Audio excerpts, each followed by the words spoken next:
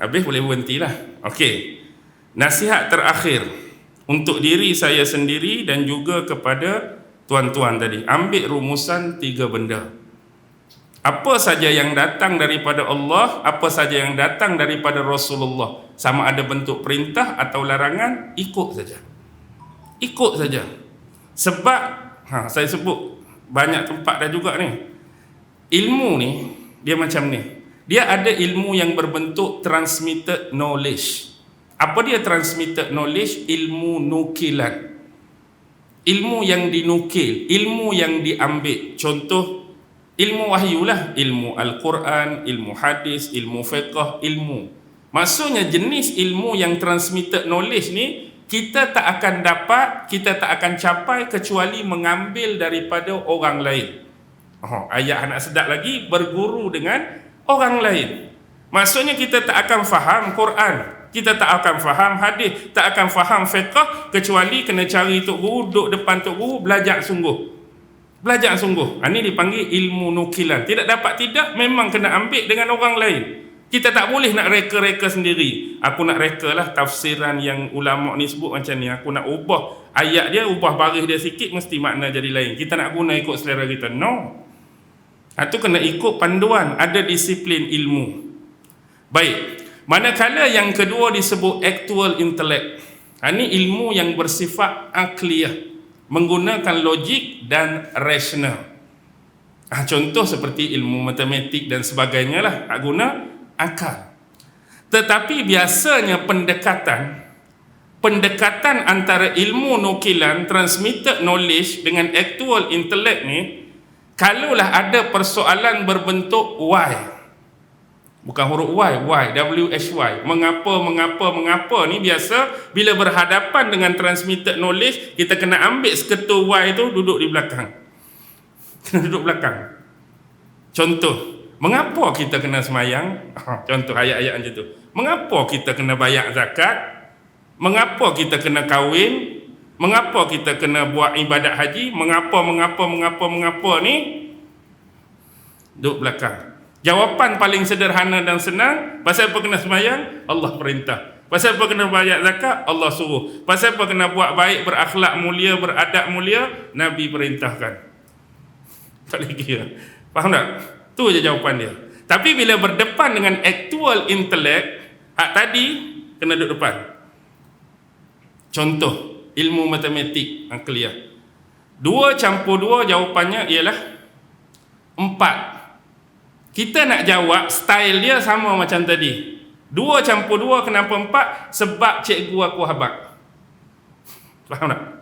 2 campur 2 pasal 4, sebab apa saya kata 2 campur 2, 4. Jawapan cikgu bagi betul ke tak betul? Betul. Yang abah kita bagi? Betul. Tapi dia tak kemas untuk jawab macam tu. Dia tak jawab macam yang pertama. Pasal apa kita kena semayang? Allah suruh. Tak ada siapa boleh takwil dah. Pasal apa kena ni? Ini pasal apa 2 campur 4? Cikgu aku habaq. Jenis actual intellect dia tak mau terima. Dia nak benda hak belakang tadi why. Pasal apa hakikat kebenaran dia 2 campur 2 kena jadi 4. Aku kena cari ni. Pasal apa 2 campur 2 mesti jadi 4. Dia tak mau dengar cikgu aku habaq 4. Mestilah betul. Abah aku habaq 4, dia tak mau dengar benda-benda habaq ni. Faham tak? Jadi umat Islam kena ada 2 function tu, kena hidup. Barulah ilmu tu akan jadi lebih terbuka. Kita ni akan lalu dua-dua benda tu. Jadi pandailah kita memilih dan meneracakan mengikut konteks dan keperluan semasa dan kehidupan kita. Tu yang pertama tadi. Yang kedua, jangan kita mengubah-ubah kerana nak mengikut kecenderungan hawa nafsu kita sendiri pun. Ayat ni nampak macam dia jadilah jenis macam ni. Kadang-kadang benda tu jadi dekat kita, tahu tak? Apa yang mereka minta dengan Nabi ni.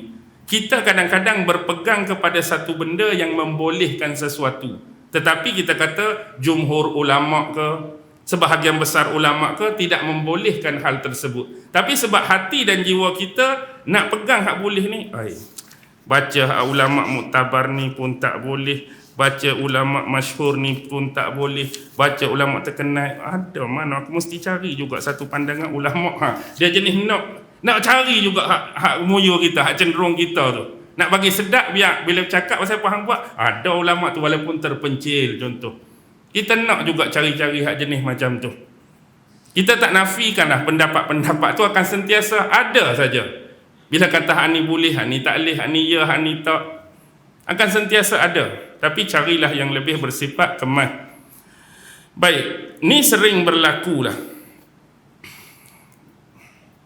Kita pernah sebut lah sebelum ni pun, cuma nak ulang. Bila kita ni kadang-kadang minta sesuatu hukum, kita minta sesuatu hukum atau pendapat, kita orang awam, kita netizen lah kita sebut hari ni, berlaku satu benda dalam hidup kita, kita tak tahu apa yang kita buat atau kita terbuat tu boleh ke tak boleh dalam agama. Jadi kita ambil daripada hal tersebut untuk tanya kepada mereka yang lebih berautoriti dan berilmu. Siapa? Bab agama aku kena tanya ustaz, bab agama aku kena tanya Tok Kadi ke, Ketua Mufti ke, ulama-ulama besar ke. Jadi jenis bila kita nak bertanya ni, ada jenis manusia yang memang dia jujur, dia nak tahu sungguh hasil daripada perbuatan dia ataupun dia terbuat sesuatu tu boleh ke tak boleh. Ustaz, Tok Guru, Tok Mufti, Tok Kadi, Tok apa sekalipun, dalam hidup saya ni saya pernah buat benda ni ataupun saya terbuat benda ni. Jadi hak saya buat atau terbuat ni, hukum dia yang sebenar boleh ke tak boleh? Halal ke haram hak saya buat ni?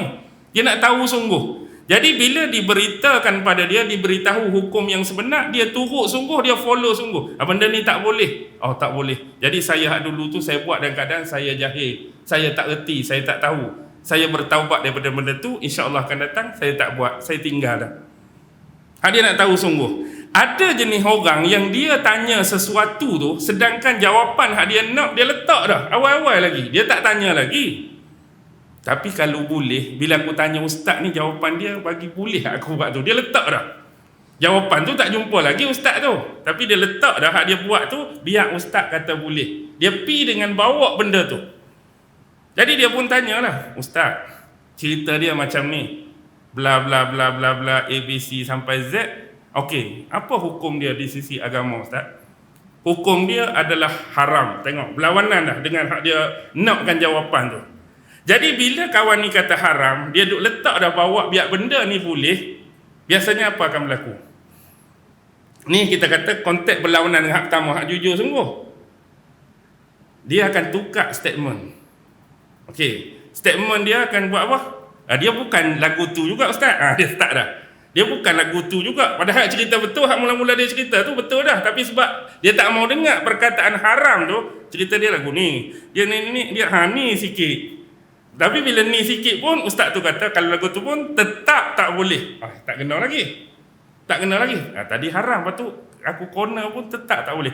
Dia nak start dah statement dia. Dia bukan lagu tu juga ustaz. Dia start dah. Dia sebenarnya lagu ni, dia play out punya play out. Last sekali bila ustaz dengar, kalau lagu tu tak apalah, boleh buat lah. Boleh buat ustaz, tak apa. Itu dia nak dengar pun.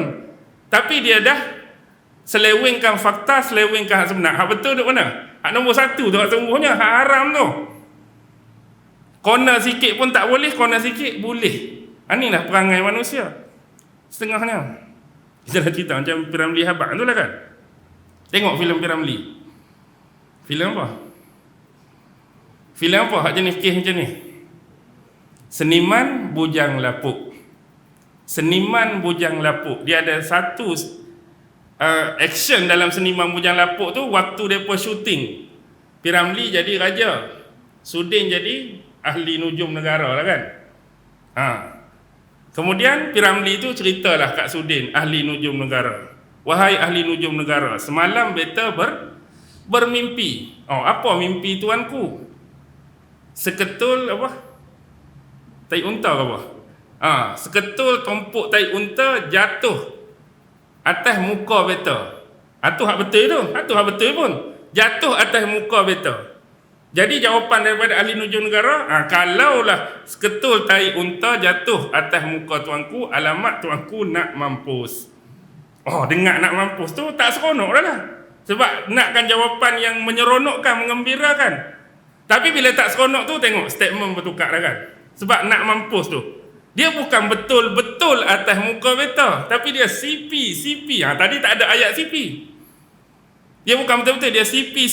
Kalau CP tu alamat tuanku akan ditimpa penyakit malaria tapioka. Tak mau juga.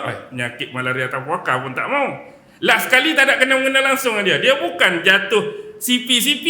Tahi unta tu jatuh atas muka director Ahmad Nisfu, tak nak kena-mengena pun. Kalau macam tu, Director Ahmad Nisfu lah yang nak mampu. Tu nak dengar, kena kat orang lain dah.